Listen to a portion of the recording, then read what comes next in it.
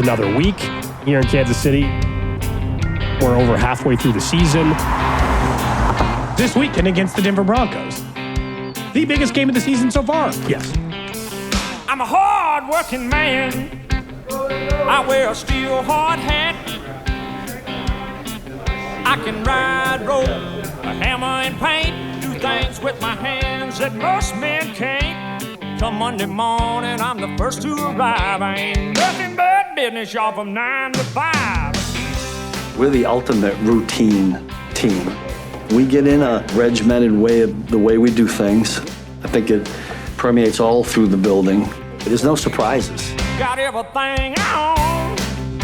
Julie, top tier, best in the business.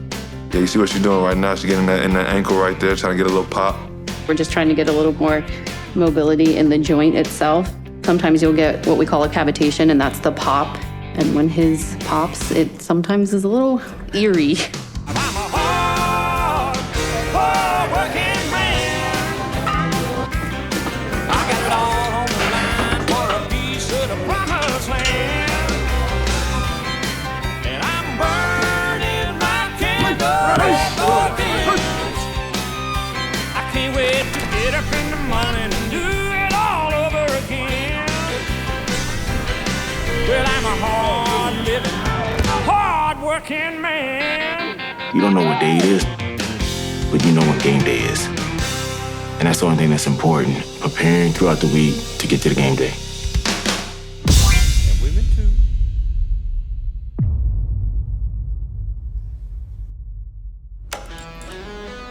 It's amazing when you think about why people become fans of a team. A lot of times it's because like their mom or dad took them to a game when they were little, or they would watch the game at certain holidays with their family. But one of the things we hear a lot is that a lot of fans became fans because they interacted with Casey Wolf at some point in their life. And I remember getting my org chart for the first time. On the org chart, it had a little box that said mascot.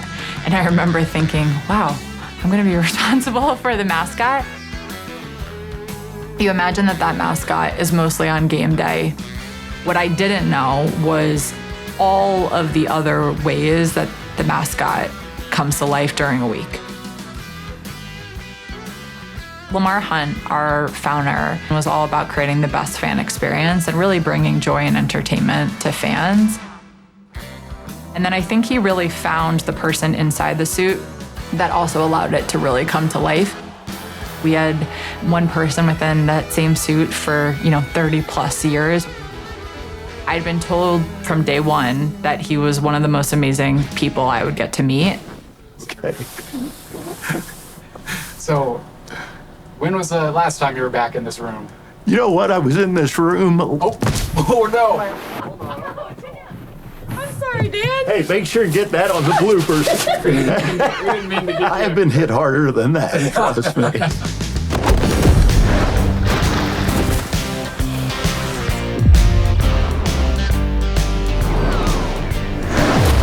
So I started as KC Wolf in 1990.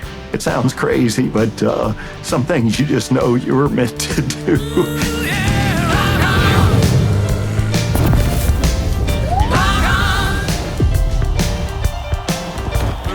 When I interviewed with the Chiefs, I realized this was more than just put on a costume on a Sunday. When you've got the most passionate fan base in the NFL, you need to be the most passionate mascot in the NFL too. I still remember the Raiders games. Sometimes we would ride out on a Harley Davidson and try to look like a tough guy, and then I'd get off the bike and act like I was roughing up the Raiders fans. They were basically just friends of mine that I went to church with. That I told them, hey, you let me beat you up, I'll give you a ticket to the game. And so that was always a pretty good trade-off for them. But we had so much fun doing those skits. Mascots are pretty global and universal. It's also something that doesn't require language, which is really interesting when you think about how do you create a global brand and connect with fans that speak different languages. I just thought, well, we're talking the Kansas City metro area. I didn't know what I was talking about back then. I've seen how big Chiefs Kingdom is. It's not just here in the United States. It's starting to spread around the world. A few weeks ago at the Raiders game, for the first time ever, introducing more than just Casey Wolf as part of our Wolf Pack. We launched K.C.O. Wolf. To have Casey Wolf and K.C.O. Wolf show up on the field during that game in that kind of like Spider-Man meme moment, I think just helped bring this whole new K.C.O. Wolf to life. And now K.C.O. Wolf will get to be in Ireland and hopefully bring a lot of joy to a lot of Irish fans. The greatest part of the story when K.C.O. Wolf showed up was what fans didn't know at the time. Dan Mears had retired from being Casey Wolf earlier this summer before the season. I can imagine the phone call to him to say, we want you to come back. We want you to go back into the suit, but this time you're the Irish cousin. I think he was probably pretty excited to kind of come back, but also get to do something a little bit different. I thought, you know what? I hope I'm still in good enough shape to do this. Father Time catches up with everybody, no matter how hard you work to stay in shape. And I'd worked really hard to try to maintain my conditioning throughout the years. But I told the Chiefs, and at the time my wife was sick, and I wanted to be there for her as she, if she was going to recover, because I knew that was going to take a long time. But I also became a grandpa last year, and that was I got to look at it, and I'm like, you know what? I'm a full-time mascot. I'm a part-time grandpa. And I told the Chiefs, I'm like, I want to be a full-time grandpa and a part-time mascot. And I was just blessed to get to do that. But yeah, it's always hard to step away, not only from the job I love, but just the people that I love. As I've said over and over again, I love the people I work with at Arrowhead Stadium. I love Chiefs Kingdom. I love the new K.C. Wolf. He is a fantastic guy, and he's doing a great job. And for me, it's kind of a proud moment. I'm kind of sitting up in the stands like, go get him, go get him. It's kind of like cheering for my son almost. It's just caused me to realize just the impact you can have on people's lives each and every day.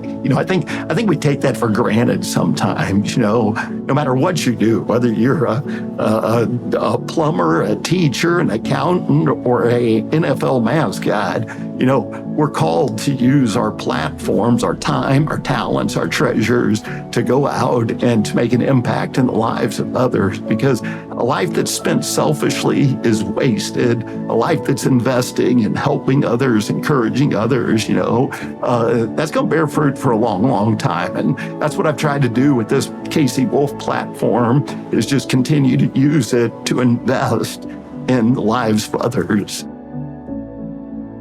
On my desk at Arrowhead, I had a quote for years and years that hung there that said that laughter is like changing a baby's diaper. It's not going to change anything permanently, but it sure makes things more bearable for a while. And it was just my reminder that, what I'm doing here, causing people to laugh and smile, it might not change their circumstances permanently, but it sure is going to brighten their day today. And so each day, that's what I tried to do, just go out and, just try to bring some smiles to people's faces and let them know they're loved.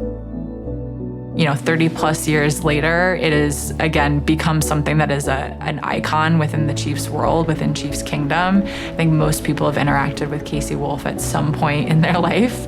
And now getting to bring Casey Wolf to other countries, to other parts of even the US, is something that we love to do more and more of so that more people can interact with him. We just see so many more opportunities to keep bringing this character to life.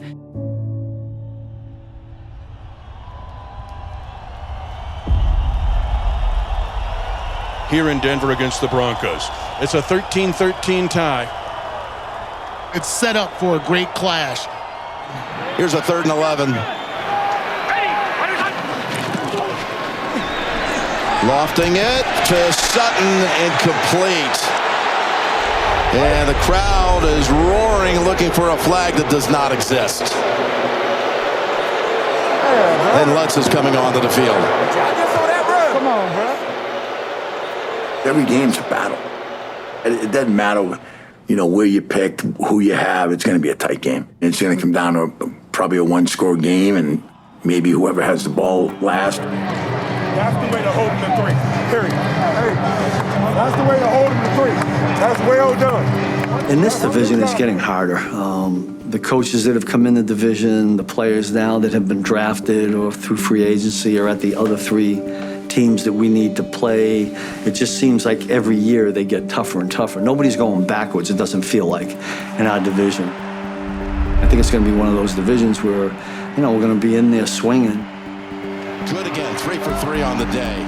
Proverbs 27:17, iron sharpens iron. I mean, a lot of people talk about that in this particular game because you need that. You got to be hard on each other during the week so that when you face those adverse situations in the middle of the game where all the bullets are flying, it's time for everybody to pull together. Let's go, dog. Let's be great, man. Let's be great. 3rd and 6. There's the pass. Caught, breaking the tackles, Kelce, and Travis takes it to the end zone. What an effort by Travis Kelce.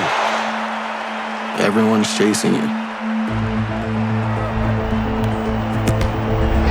is blocked. It helps you, though. It helps you in your work process and your work habits, all that stuff. You can't take a day off.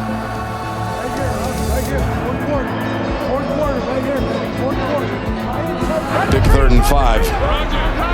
And they're down on this play clock again. Expect pressure, yeah. Nix, better be careful. Throws it. It's tough. It's not easy. And every year is different. Every team is different. And the Broncos tie it on a 54-yard field goal by Will Lutz. 3rd and 10. Broncos just tied it with a 54-yard field goal. Worthy goes in motion to the left, sets up 3 by 1. Mahomes low snap. Here comes a blitzer. Mahomes is in trouble and has no shot. He's sacked at the 14. We were in the indoor facility at practice the other day, and I remember in 2013 when we got here, you look up at the ceiling and all the banners that are there, and it was kind of about halfway through the football field. Now it's the whole football field from the one end zone to the other end zone on the ceiling is the whole way across is banners now. And you look at it, it's from 16, 17, 18, 19, 20, 20, and it just keeps going. And you appreciate that because there's so much hard work that goes into that, but it does not come easy. He's deciding whether to run. They're inviting the run here, but don't do it. Here's Nix on 2nd and 8. Over a big throw, and it's caught by Franklin. And the Broncos are set up now to win the game. Teams are clearly loading up to do whatever is possible to beat the Chiefs. It's nice to say we win again. It's nice to have a hats and t-shirt celebration in the locker room in December. But again, you have to earn it. There's nothing given to you in the NFL. Chiefs dig in as Lutz lines it up. Snap is down. Lutz's field goal is good, and they win by a score of 22-19, and the Chiefs fall to 5-5 on the season. And they know they got a target on their back. The Chiefs know that. But at the same time, that's what makes the sport compelling. Can you sustain? Can you get back to having that opportunity, that one-day opportunity that only 2 teams in the league get every year to win a championship?